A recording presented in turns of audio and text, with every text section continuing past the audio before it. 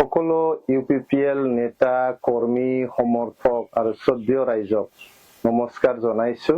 আপোনালোকে জানে যে আমাৰ BTRৰ নিৰ্বাচনৰ দিন তাৰিখ ধাৰ্য কৰা হৈছে 22 তাৰিখ ছেপ্টেম্বৰ। এতিয়া আমাৰ সকলোৰে গাঁৱে গাঁৱে ঘৰে ঘৰে চাৰিআলি তিনিআলি বজাৰ পহাৰ সকলো ঠাইত যাই পেলাই ৰাইজৰ আশীৰ্বাদ, ৰাইজৰ মৰম, ৰাইজৰ চেনেহ আৰু ৰাইজৰ সমৰ্থন বুটলিবলৈ সময় হৈছে। যোৱা 5টা বছৰ প্ৰমোদ বড়ো ছাৰৰ নেতৃত্বত আমি যি প্ৰতিশ্ৰুতি দিছিলো, মানুহক 3.5 লাখতকৈ অধিক মাটি পাট্টা প্ৰদান কৰা, 10,000তকৈ অধিক সেল্ফ হেল্প গ্ৰুপক 75,000ৰ প্ৰথম কিস্তি 25,000 দিয়া, জ্ঞান চেৰাং বিথাংকিৰ আণ্ডাৰত বডোফা ছুপাৰ 50 মিছন কৰা, স্কুল কলেজৰ অন্তঃগাঁথনি ঠিক কৰাৰ কাৰণে আজি চিৰাং বাক্সা জিলা অসমৰ প্ৰথম 4 ডিষ্ট্ৰিক্ট হিচাপে পৰিগণিত হৈছে। শিক্ষাৰ জগতত আমূল পৰিৱৰ্তন অনা হৈছে। স্বাস্থ্যৰ ক্ষেত্ৰত ৰোগ নিৰ্মূল BTR কৰি পেলাই সাব চেণ্টাৰৰ পৰা ডিস্পেন্সাৰী, PHC, চিভিল হস্পিটাল আৰু মেডিকেল কলেজ ইয়াতে বনোৱা হৈছে কোকৰাঝাৰত। তো আমি স্বাস্থ্যৰ ক্ষেত্ৰতো আমূল পৰিৱৰ্তন অনা হৈছে। মহিলা সবলীকৰণৰ কাৰণে অঞ্চল বিথাংকি আঁচনি লৈ পেলাই আমাৰ যে মহিলা এণ্টাৰপ্ৰেনৰ আছে তেখেতসকলক সমৰ্থন জনোৱা হৈছে।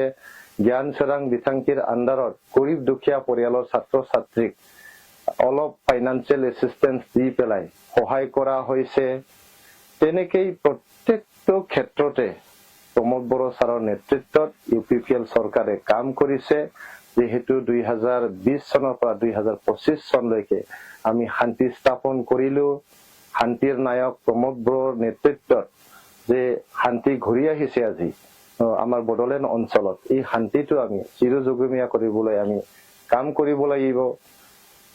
আমি সকলো জাতি জনগোষ্ঠীক আমি ন্যায় দিছো। সকলোৰে ভাষা, সংস্কৃতি, বুৰঞ্জী, পৰিচয় সকলোৰে আমি ৰক্ষণাবেক্ষণ দিয়াৰ পৰা আদি কৰি উন্নয়নৰ কাম কৰিছো। সকলো জাতি জনগোষ্ঠীক এটা এটাকে ভিজন ডকুমেণ্ট বনাই দিয়া হৈছে। ৰবীন্দ্ৰ ভৱন বনোৱা হৈছে। আমাৰ প্ৰত্যেকটো জাতি জনগোষ্ঠীৰ কাৰণে ভৱন বনাই দিয়া হৈছে। হজ ভৱন আমি বনাইছো, আলি মেজ ভৱন বনাইছো।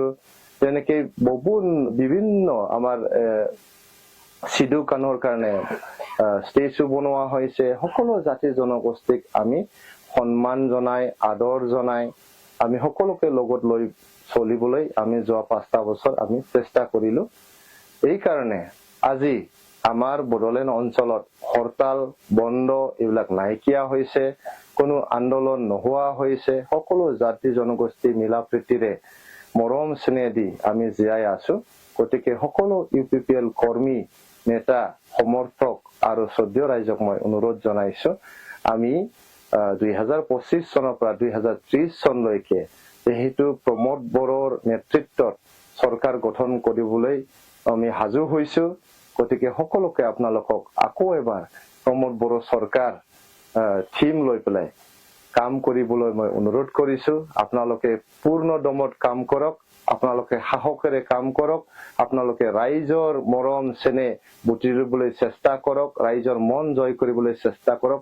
আমাৰ ভয় কৰিবলগীয়া একো নাই, লাজ কৰিবলগীয়া একো নাই, আমাৰ কিবা আশংকা কৰিবলৈ কোনো একো নাই। আমি যিহেতু ৰাইজক সেৱা আগবঢ়াই আহিলো যোৱা 5টা বছৰ, এতিয়া আমি ৰাইজৰ সমৰ্থন, ৰাইজৰ আশীৰ্বাদ, ৰাইজৰ মৰম চেনেহ বিচাৰি আমি গাঁৱে ভূঞে ঘৰে ঘৰে চাৰিআলি তিনিআলি সকলো জাগাত যাই পেলাই আমি কাম কৰিব লাগিব। মই আপোনালোকক সকলোকে শুভেচ্ছা যাচিছো। আৰু আমি যিদিনাখন আমাৰ BTRৰ ৰিজাল্ট হ'ব সেইদিনাখন আপোনালোকক সকলোকে লগ পাম আৰু আমি আকৌ এবাৰ প্ৰমোদ বড়ো চৰকাৰ আমি গঠন কৰিম।